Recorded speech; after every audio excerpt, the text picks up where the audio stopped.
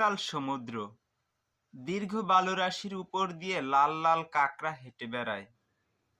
বৈশাখের স্বচ্ছ পানিতে হাজারো বিরল প্রজাতির রঙিন প্রাণী।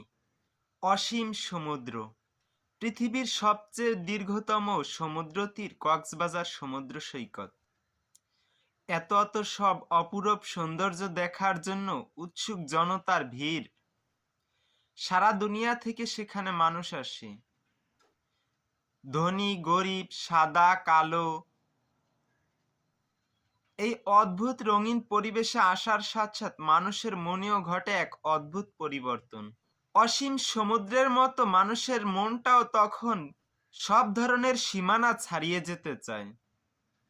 সে কক্সবাজারের রঙিন পরিবেশের মতো নিজের মনটাকেও রঙিন ভাবে। ঠিক তার পাশেই উখিয়া ক্যাম্পে রোহিঙ্গাদের কষ্টকর জীবন। সৃষ্টিকর্তা তার সব রহম দিয়ে কক্সবাজারকে সাজিয়েছেন। সেই তুলনায় সৃষ্টিকর্তা রোহিঙ্গাদের উপর মনে হয় একটু কমই রহম করেছেন। যদিও রোহিঙ্গা শব্দের খুব কাছাকাছি রহম শব্দ, যার অর্থ দয়া। উখিয়া ক্যাম্পেও রয়েছে ছোট ছোট নিষ্পাপ কিশোরীরা, ফুলের মতো। উঠতি বয়স হওয়ার কারণে তাদের সৌন্দর্য যেন নববধূর মতো। অন্যদিকে তাদের মনে গেঁথে আছে গণহত্যার সময় বাবা মা, ঘর বাড়ি, ভিটেমাটি হারানোর এক সীমাহীন দুশ্চিন্তা এবং মানসিক অশান্তি। নিজ দেশে ফিরে যাওয়ার গভীর টান, আর দারিদ্র্যের মাঝে জরাজীর্ণ রোগাক্রান্ত মন, শরীর। তাদের অর্থ উপার্জনের কোনো উপায় নেই, মাধ্যম নেই। তারা ক্যাম্পে বন্দি জীবনযাপন করে। বেঁচে থেকেও যেন তারা কারাগারে। যেই বয়সে কথা ছিল হাসা, খেলা এবং পড়ার, সেই বয়সে তারা মানসিক দুশ্চিন্তা আর দারিদ্রতার বোঝা। ক্যাম্পে বন্দি এমনই এক কিশোরীর নাম সুমাইয়া। ইসলামের প্রথম শহীদের নাম সুমাইয়া। তাই সুমাইয়াও নিজেকে একজন প্রথম শহীদ সুমাইয়ের মতো নিজেকে ভালো এবং চরিত্রবান রাখার চেষ্টা করতেন। কিন্তু দারিদ্রতার কি নির্মম পরিহাস। সুমাইয়েরা মাত্র 2 বোন।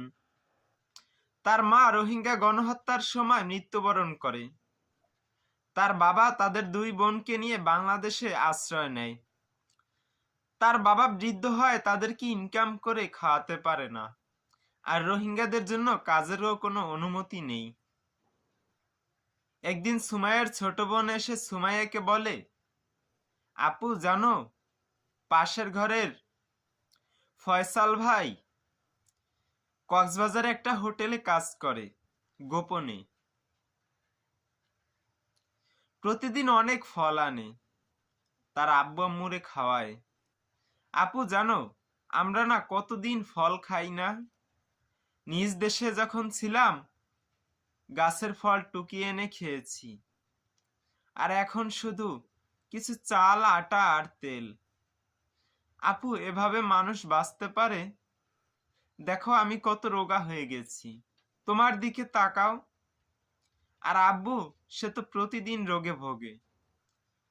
সুমাইয়া আনমনা হয়ে ভাবছে, বয়সে তরুণ হওয়ায় সে অনেকটা দুঃসাহসী হয়ে ওঠে।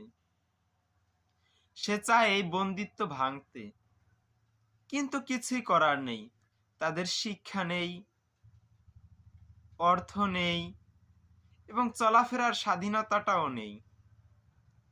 তাই সুমাইয়া মনে মনে ভাবে, আমিও কক্সবাজারে কোনো একটা কাজ নিব গোপনে, যাতে আমি আমার পরিবারকে একটু ভালো মন্দ রুটি রোজগার করে খাওয়াতে পারি।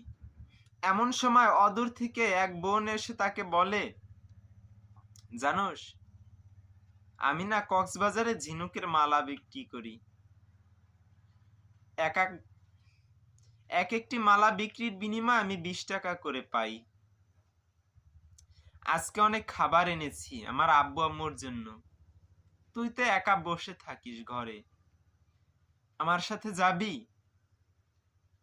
তুই তোর আব্বুর জন্য ওষুধও কিনতে পারবি, একটু ভালো মন্দও খেতে পারবি। সুমাইয়ের মনে খুশির কোনো সীমা নেই। বন্দিত্বের মাঝে থেকেও তিনি যেন স্বাধীনতার সূর্যের একটি উঁকি দেখতে পেলেন। স্বদেশ ফিরে যেতে না পারলেও পরদেশে একটু রুটি রুজির ব্যবস্থা হবে। পরদিন খুব ভোরে সুমাইয়ার ছোট বোন সুমাইয়াকে খুব সুন্দরভাবে গুছিয়ে দিল সবকিছু। আজকে আপু কক্সবাজার যাবে, সমুদ্র তীরে মালা বিক্রি করবে, আমার জন্য খাবার আনবে, খেলনা আনবে, আব্বুর জন্য ওষুধ আনবে। ভাবতে ভাবতে চোখ বেয়ে পানি গড়িয়ে পড়ে সুমাইয়ার। সুমাইয়া মালা নেয়, কিন্তু সে নতুন, কিছুই বোঝে না, বাংলা ভাষাটাও ভালোভাবে জানা নেই, মানুষের সাথে কথা বলতে পারে না। মালা নিয়ে দাঁড়িয়ে আছে। কত মানুষ, কি রঙিন জীবন, কত খুশি, আমোদ ফুর্তি, কত বিলাসিতা মানুষের জীবনে। সুমাইয়া একা একা দেখে আর মনে মনে ভাবে, স্বাধীনতা কি জিনিস।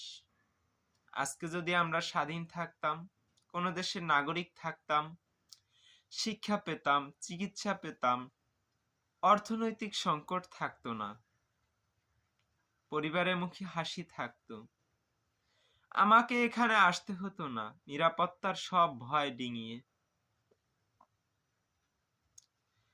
তার মলিন চেহারার দিকে খানিক পর একটা লোক এসে তাকিয়ে থেকে বলে, আপু মালা বিক্রি করবে? সুমাইয়া বলল, হ্যাঁ ভাইয়া। একটা মালার দাম কত? সুমাইয়া বলে, 50 টাকা। কিন্তু মুহূর্তেই ছেলেটার ভুল পাল্টে যায়। ছেলেটা বাজে ইশারা দিয়ে বলে, দাম কত?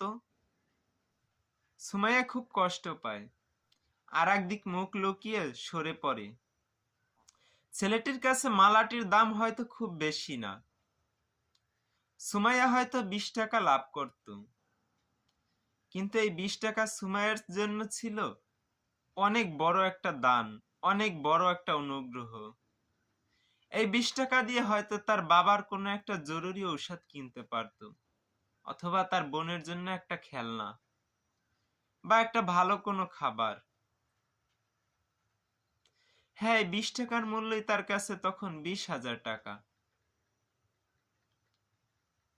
সুমাইয়া আবার একটু ঘুরে তাকালো ছেলেটার দিকে।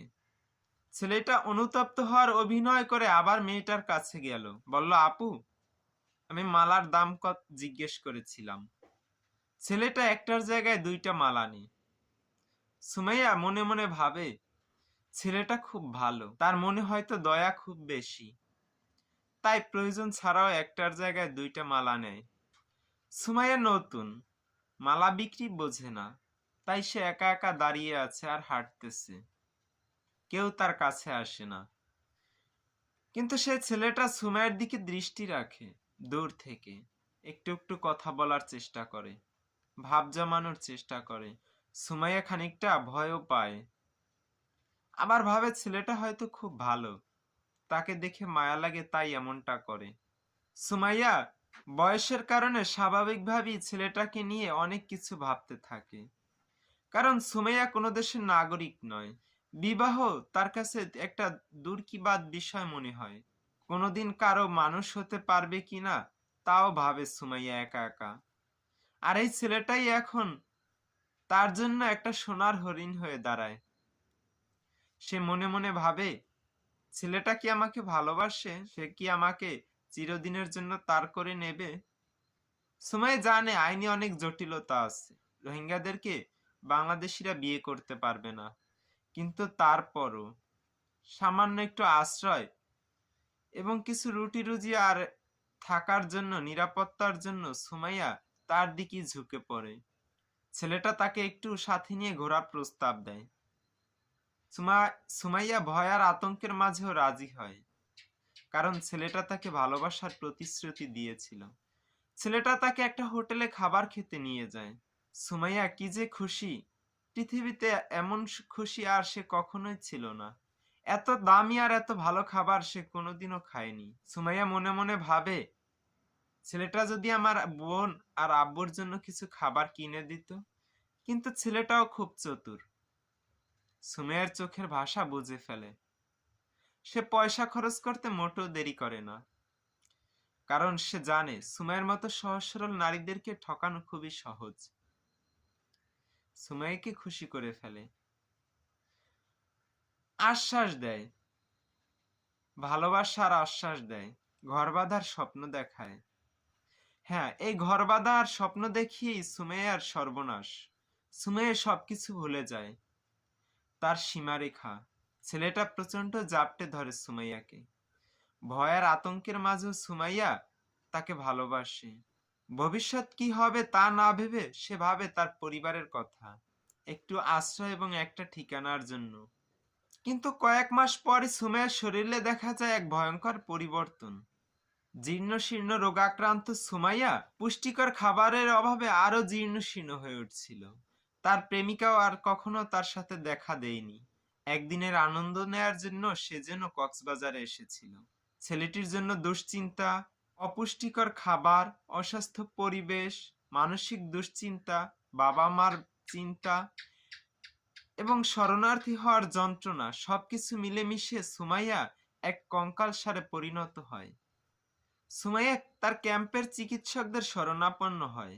চিকিৎসকরা তাকে নিয়ে সন্দেহ করে, উচ্চতর চিকিৎসার জন্য তার বেশ কিছু পরীক্ষা অন্যত্র করায়। সুমাইয়ার ভয়ঙ্কর মরণঘাতী এইচআইভি ভাইরাস ধরা পড়ে।